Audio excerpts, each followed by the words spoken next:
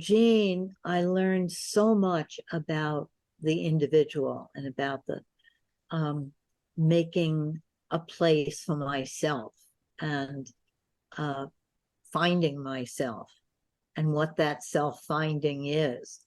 And then in psychoanalysis, the dyad, the partnership, the other, intimacy, all of the issues of taking risks with someone and navigating all of that vulnerability. And then I've worked with that so much, putting what I know from Gene into this, working in the relationship, with the relationship. And then I think in the last number of years, I've gotten very involved with the more than the dyad, more than two people, the group, the society, the culture, the zeitgeist, and all of those same theories, principles, ideas. How do we use them in navigating our worlds?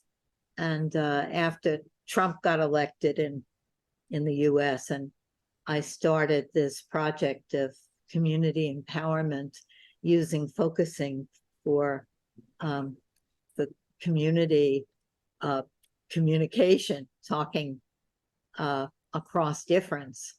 I was thinking recently that it's really following the zeitgeist in a way, because the 60s and 70s were very much about finding the individual.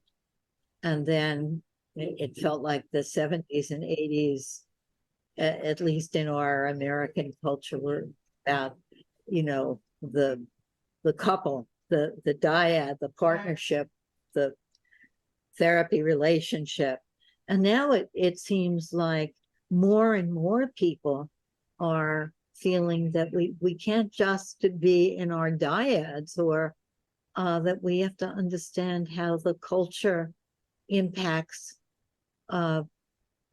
relationally and how we can impact the culture. We hope to change the other person, the other country, the other party. And we hope, if we can't do that, we hope that we'll be found right and everybody will support us. Or if we can't get that, we hope that we'll be more powerful and we can intimidate the other in whatever way we do that. And when we can give up all those hopes, then the hope is that we can't change the other person or the other people or the other idea, but we can change the dynamic. We can change the dance. Yes. And we can do that even inside ourselves. So that's the takeaway of that.